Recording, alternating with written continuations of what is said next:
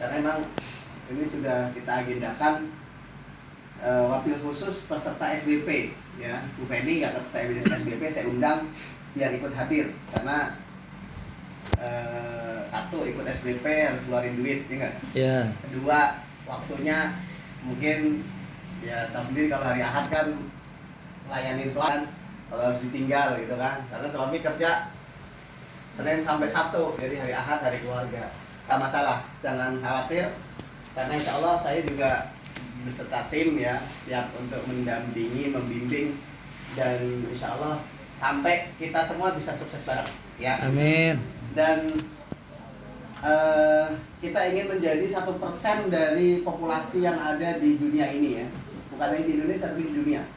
Kita ingin menjadi orang 1%. Amin. Karena ternyata 1% dari penduduk dunia itu menguasai lebih dari 70%. 1% menguasai 70%, gimana ceritanya? Iya nggak? Ya. Gitu. Bahkan di Indonesia nggak nyampe 1% yang menguasai harta kekayaan Indonesia. 9 naga, cuma 9 itu kan nggak nyampe 1%. Ya. Dan ini insya Allah kita masuk di dalam orang-orang yang sadar kaya, ya, sadar kaya. Kan kalau kita pahami untuk menjadi orang yang kaya itu sebesar-besarnya gaji orang yang bekerja pasti itu akan habis ketika dia tidak bekerja.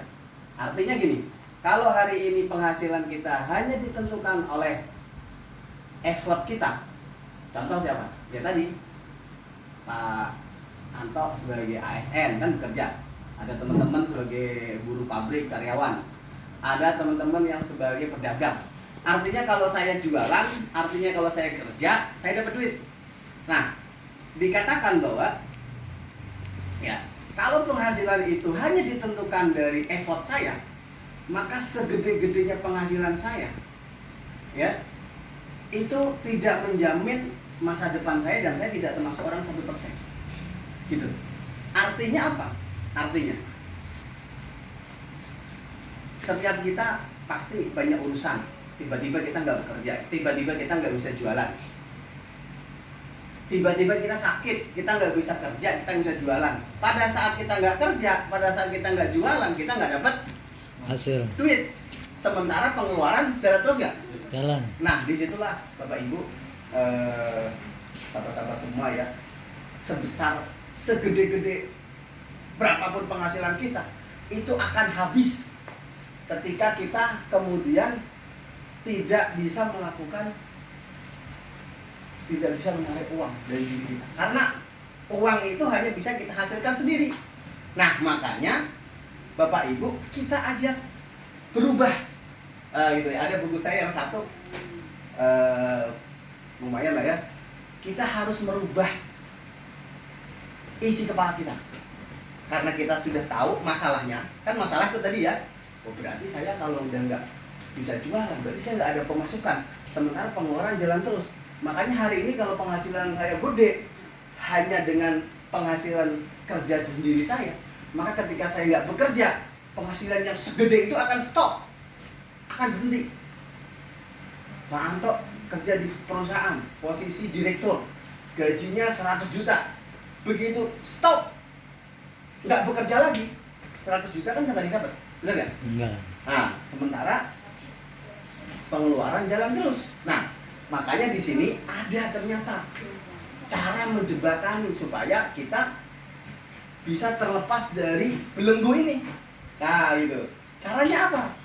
Caranya adalah kita masuk di tahapan berikutnya. Dan ini termasuk step ya, step atau tangga entrepreneur Rasulullah. Allah, Ya. Kita kan sebagai umatnya gitu ya, ngaku umatnya, maka kita ngikutin step entrepreneur Rasulullah. Rasulullah pernah jadi karyawan, pengembala kambing dibayar, kemudian jadi pedagang, ya enggak? Iya. Nah, jadi pedagang ya sampai bahkan lintas negara. Nah, kemudian ini harus dinaikkan lagi tangganya, yaitu menjadi entrepreneur, menjadi pebisnis. Ya, gitu. Nah, sampai kemudian tangga berikutnya ya, kalau saya gambar gini ya. Jadi ini jadi apa? Jadi karyawan, kemudian jadi pedagang, kemudian jadi pebisnis. Ya, Rasulullah mengelola asetnya Ibunda Siti Khadijah dan juga gabungan dari para pengusaha ya. Itu Rasul jadi pebisnis di situ. Nah, kemudian ujungnya adalah kita menjadi investor. Nah, kalau tadi saya bilang segede apapun kalau penghasilan kita masih di sini ya, jadi karyawan dan jadi pedagang, maka ini biasanya dari hasil effort kita. Contohnya apa? Kalau itu masih dari effort kita, coba jangan dikerjain 1 bulan atau 3 bulan jangan dikerjain, kira-kira masih menghasilkan uang nggak? Enggak. Kalau masih menghasilkan uang berarti itu udah di sini. Nah, tapi kalau nggak menghasilkan uang berarti itu masih kategorinya ini, 2 ini. Ya, karyawan sebenarnya jualan juga, jualan tenaga, jualan jasa gitu kan. Ya, kalau pedagang kan mungkin jualan barang, jualan sesuatu gitu ya. Nah, terus Pak, kalau di HR ini gimana? Nah, ya. Jadi saya lanjutkan sedikit dulu. Jadi kita ingin mengikuti jejak-jejak yang sudah dilakukan oleh Rasulullah ya. Rasulullah SAW menjadi pebisnis kemudian jadi investor. Maka umur 38 tahun Rasulullah mulai diangkat atau 40 tahun menjadi Rasul ya, menjadi Nabi. Itu udah nggak ngurusin dunia. Kenapa? Karena sebenarnya bisnis dan investasinya sudah jalan. Udah masuk 1% ya. Nah, sudah termasuk 1%. Makanya hari ini untuk makan hari ini habis, besok ada lagi. Karena itulah yang dibangun. Nah, ternyata teman-teman ya, para orang-orang 1% itu dia masuknya ke sini. Nah, dia masuknya ke sini Bapak Ibu. Kalau investor itu uangnya bekerja. Ya, beli ruko yang banyak, nanti ruko itu disewakan. Uangnya yang bekerja. Oh, itu orang tiap hari pada jalan-jalan. Oh, ternyata depositonya miliaran. Ya. Kontrakannya 1000 pintu, coba. Wow. Oh, itu capek ngabisin udah. Ya, itu kerjanya ngapain sih tiap hari jalan-jalan ke kawasan. Ternyata dia nggak kerja. Ternyata sudah posisi di sini. Nah, untuk membangun ini dan ini, bisnis dan investor itu memang berbeda dengan cara ini. Berbeda. Satu, kita harus tingkatkan kapasitas kita, kemampuan kita. Artinya kita harus mau belajar. Belajar kepada orang-orang yang kemudian ngajarin ke sini. Bukan ngajarin yang ke sini ya. Oh, kalau ngajarin yang ke sini udah kamu ahli apa, nanti ngelamar kerja. Nah, itu ngajarin di sini gitu. Ya. Gitu. Tapi kalau di sini enggak. Kita bagaimana kemudian ya, apa yang kita lakukan ini menuju kepada passive income, penghasilan tanpa batas, penghasilan yang terus besar, terus bertumbuh. Makanya tadi kata Pak Unang, materi yang kemarin disampaikan di SBP oleh Pak Purwo ya, kita harus melibatkan banyak orang di bisnis ini.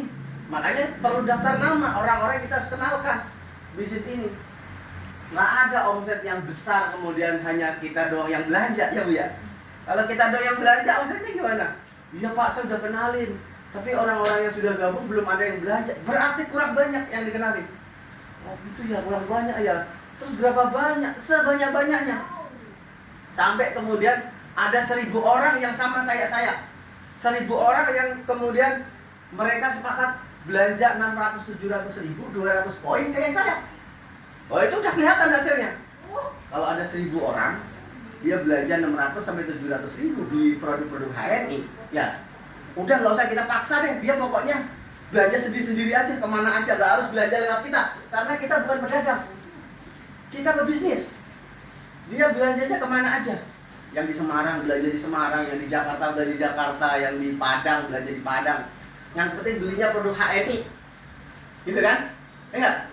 Ada 1000 orang, maka gambaran saya pernah ngitung sama Pak Unang ya, kalau sudah di skemanya disusun ya, ada 10 jalur misalnya.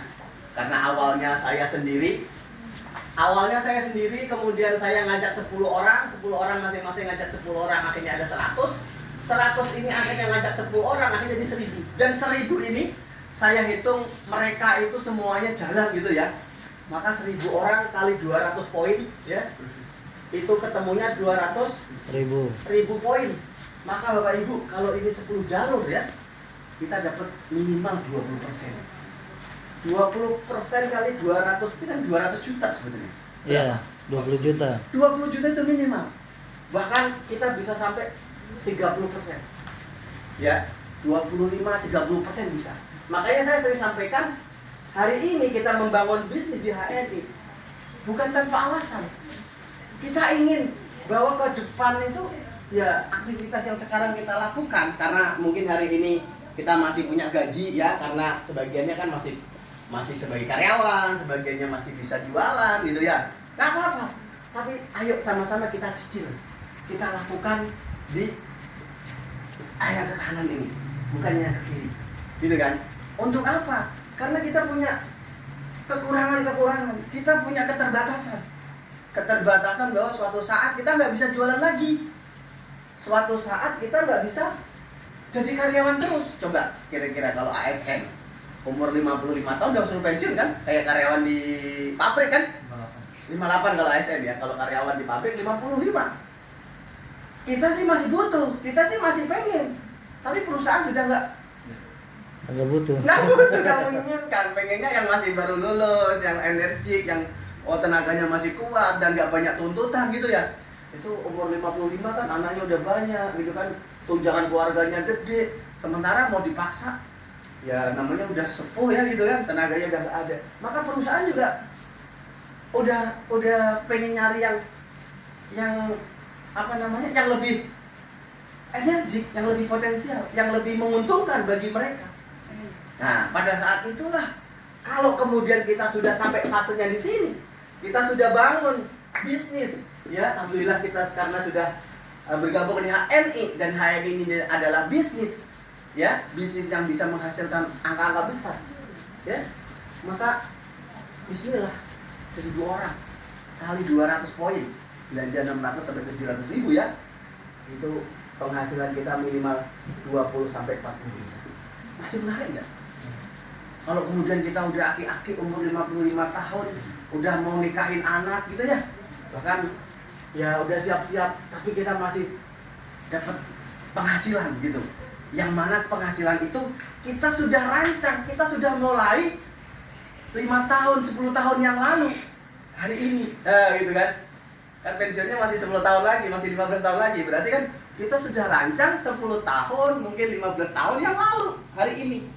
Tapi kalau hari ini kita tidak ngapa-ngapain, kita tidak mau belajar, kita tidak mau kumpul sama orang-orang yang kemudian bicara tentang masa depan, bicara tentang hal-hal yang ingin meningkatkan penghasilan kita, meningkatkan taraf kehidupan kita gitu ya. Maka ya selamanya kita akan begini-begini terus. Apa kita mau nerima gitu ya? Ya tentunya kita ingin berubah.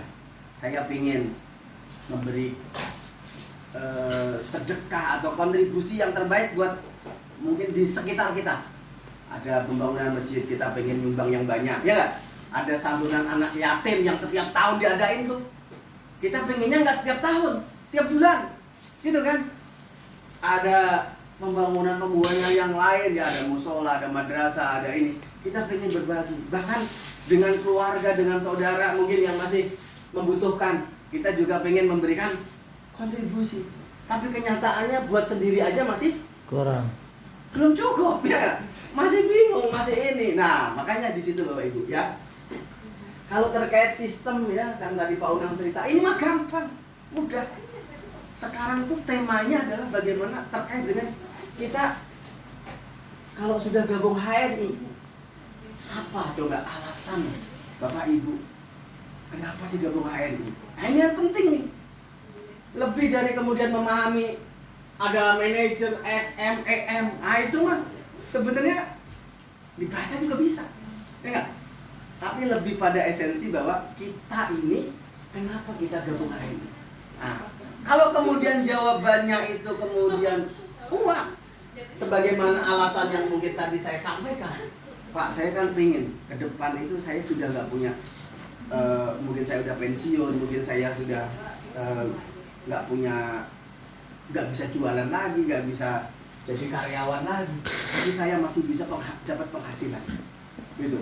Apalagi kalau mungkin sebenarnya sih sebelum pensiun, sebenarnya belum pensiun karena pensiun 58 kalau ASN, tapi di usia 48 atau 45 penghasilannya itu udah 5 kali 10 kali lipat dari gaji ASN-nya.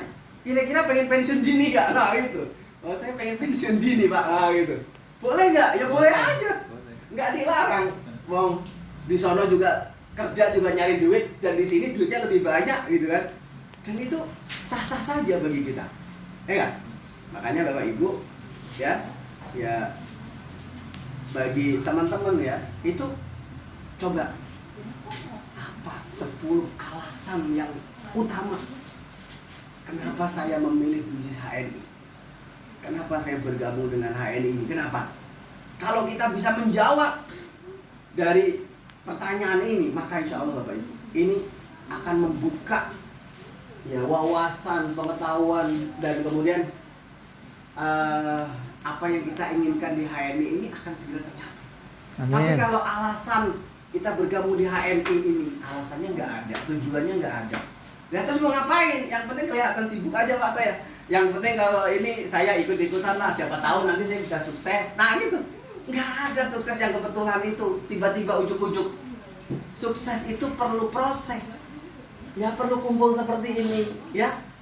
Mau kita kumpul, kita belajar, kita ngasah, ningkatin kapasitas aja nggak sukses-sukses. Apalagi cuma diem di rumah, banyakin rebahan. Ya udah gabung HNI sih Pak, udah pakai sih. Tapi ngenalin ke orang enggak, ngomong ke orang enggak. Ya hanya dia aja yang gabung gitu. Tadi ya kata Pak Una, bisnis HNI ini adalah bisnis yang besar, itu adalah bisnis yang melibatkan banyak orang. Kalau hanya kita doang, ya nggak akan besar-besar. Siap Bapak Ibu ya untuk meluaskan, mengenalkan HNI ini terus tanpa berhenti dan istiqomah, dan kita harus istiqomah. Kalau kita berhenti untuk mengulangi lagi, itu ibarat mesin, itu mesin uap yang ada di keramik. Itu butuh 3 bulan sampai 6 bulan pemanasannya. Baru itu mesin uap itu bisa dipakai lagi. Bisa dipakai lagi.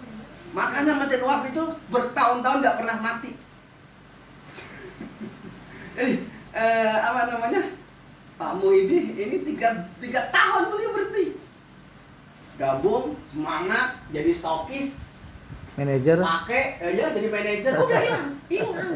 3 tahun langsung pensiun dini. Pengen orang-orang kayak Pak Muhyiddin begitu gabung semangat jadi stokis, jadi manajer, hilang. Baru 2 bulan 3 bulan yang lalu gabung apa? Aktif.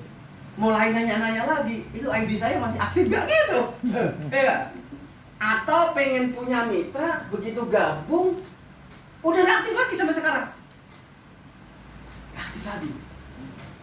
Belanja enggak, stokis enggak, manajer enggak. Gitu nih.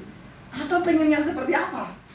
Saya pengennya Pak, orang yang udah gabung tuh ya rutin kayak Bapak cerita, langsung sepakat tuh 600 sampai 700 ribu. Ya nggak? Kasih duit ya buat belanja. Bener nggak? Ini yang kita sepakati kan? Ya. Ini yang kita cari kan? Nah, masalahnya jangankan orang lain, mau kita aja belum sepakat. Itu masalahnya ya nggak? Kita aja baru 50 poin. Kita aja baru 70 poin misalnya gitu. Maka Bapak Ibu jangan hiraukan orang lain. Maksudnya apa? Sekarang kita fokus pada diri kita, yakini aja dulu. Bismillah. Saya istiqomah dengan mengerjakan HNI ini. Clear.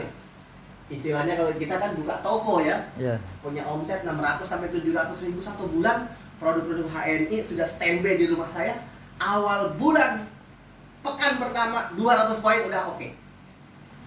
Nah, adapun orang-orang yang sudah saya ajak, mereka sudah gabung, belum pada layak seperti saya, ya saya doakan.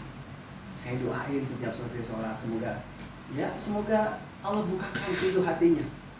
Dan semoga yang belum gabung mulai pada gabung, saudara-saudara saya, teman-teman saya, tetangga-tetangga saya semuanya. Dan ini adalah perjuangan saya. Ini adalah syiar saya, dan saya menganggap ini adalah bagian dari amal jariah saya. Karena saya nggak punya kekuatan apa-apa selain saya bantu mengkonsumsi produk-produk HNI, kemudian saya mulai ajak-ajak yang lain. Dan saya tidak punya kekuatan apa-apa, tidak punya apa namanya? Ya kekuatan ya terhadap orang lain.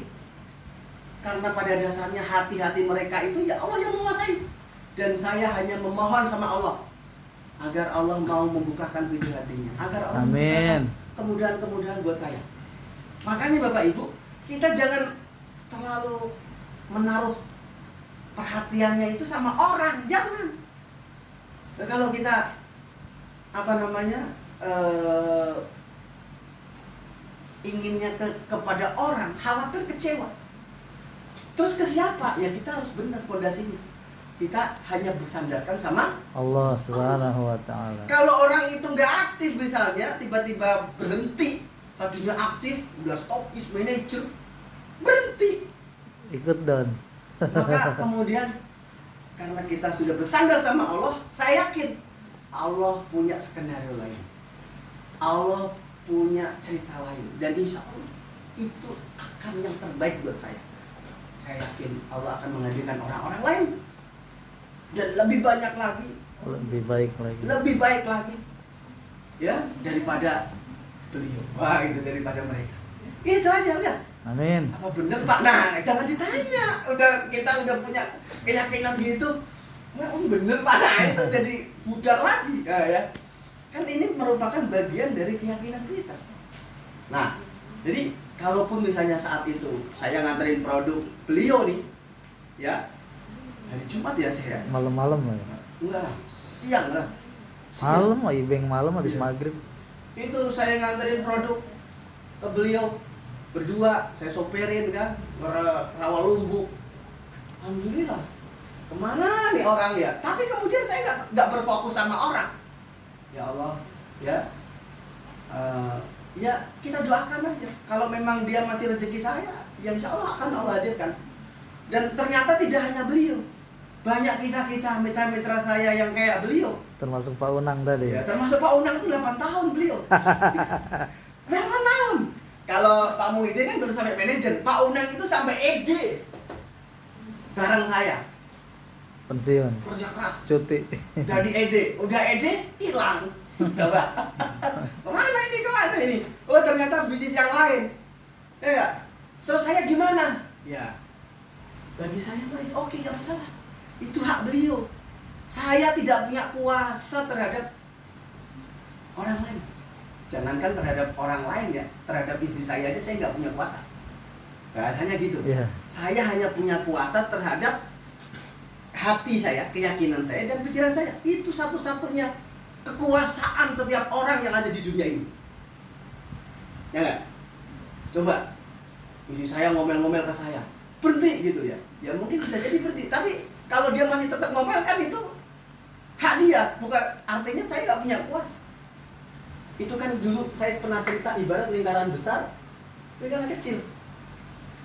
Lingkaran besar ini banjir, macet, apalagi itu kan kita nggak punya kuasa. Tapi yang kita bisa kuasakan adalah pikiran dan hati kita. Oh, jalanannya penuh, padahal macet itu. Harapannya apa?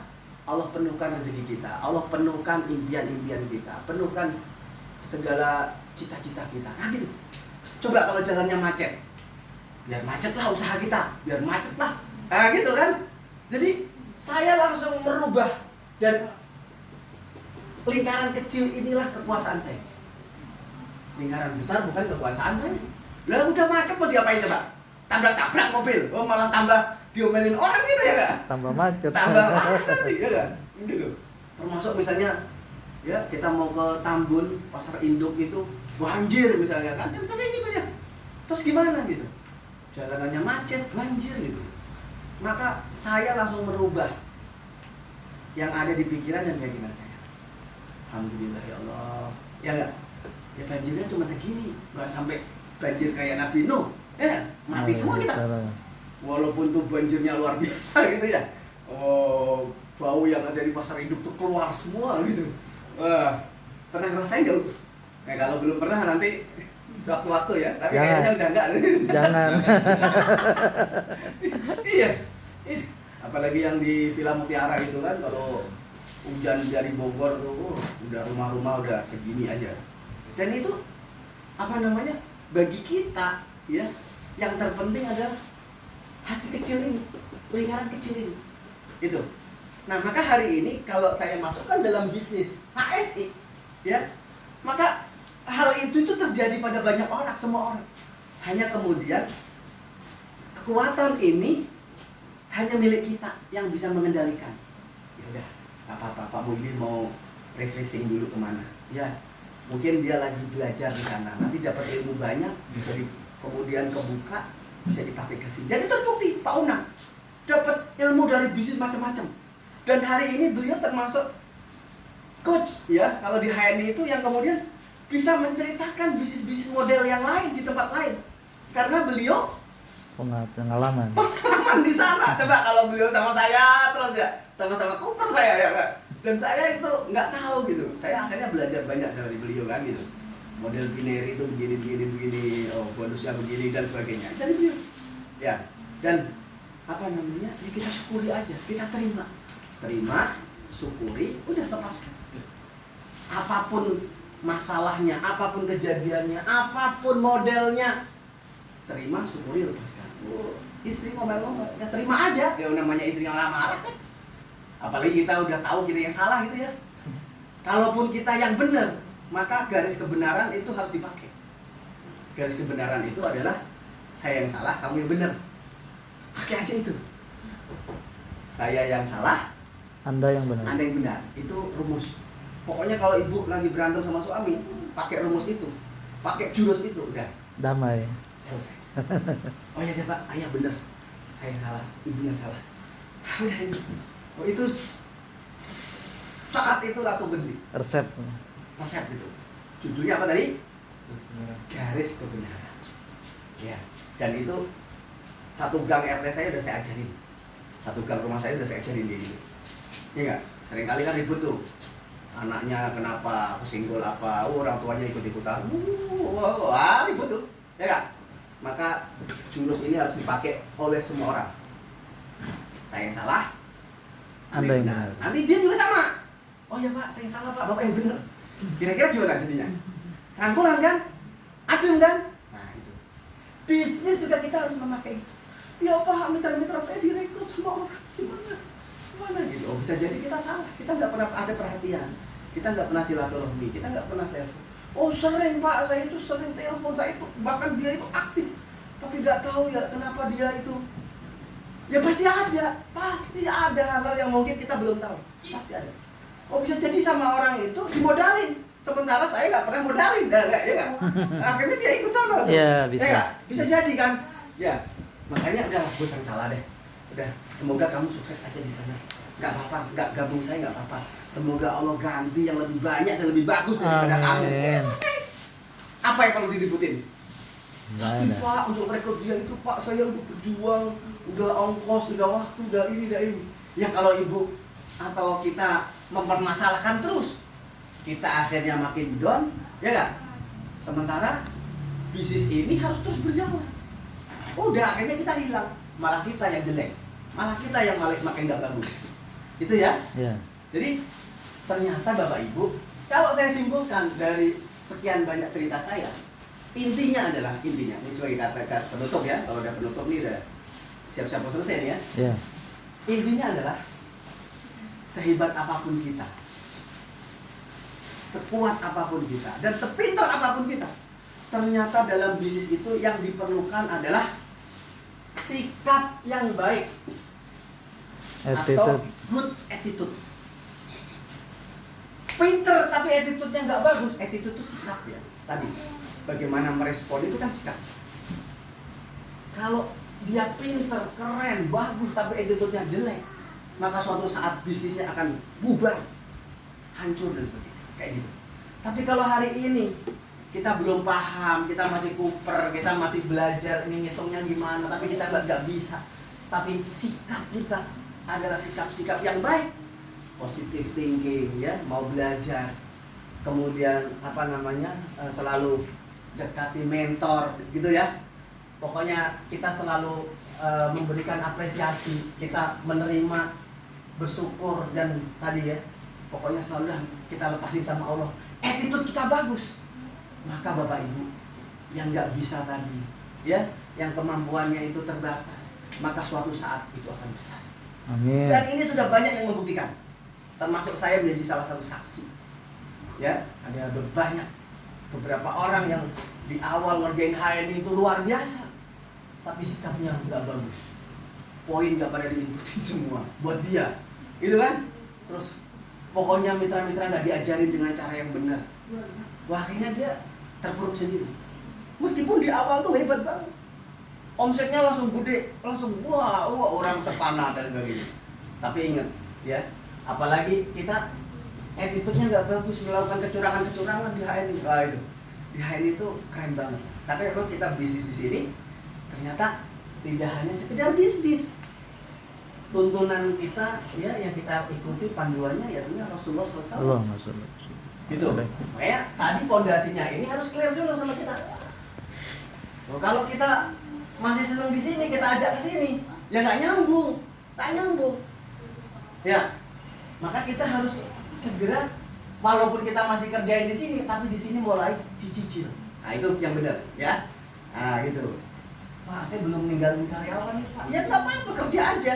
Mas Nur nggak harus keluar dari PT, nggak harus. Jalanin aja kerjanya dulu. Tapi di sini mulai dikerjain. Alhamdulillah, beliau dapat cuti kuliah. Cuti kuliah, berarti masih digaji, bisa kuliah dan juga bisa nyicil bisnis, coba. Plusnya banyak ya? Ya. Gitu. Nih, beliau nih lagi lanjutin S2 ya gitu di Undip. Kuliahnya di Undip. Tapi tinggalnya di Bekasi. Gimana kuliahnya? Daring. Ya. Dan ini insya Allah kemudahan-kemudahan yang Allah berikan. Amin. Baik, ini yang saya sampaikan. Semoga memberikan tambahan penguatan ya, tambahan pencerahan. Amin. Intinya belajar kepada siapapun silahkan ya.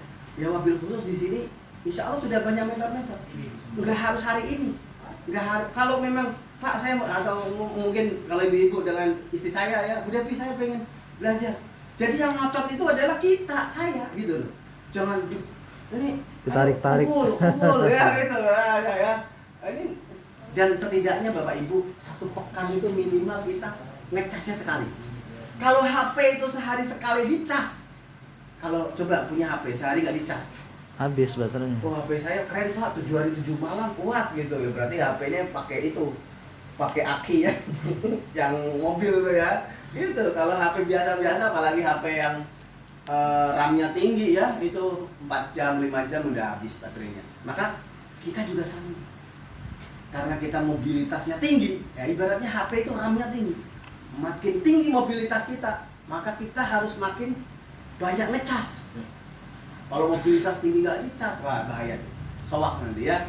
Gitu. Kecuali nggak ngapa-ngapain di HNI udah nggak usah.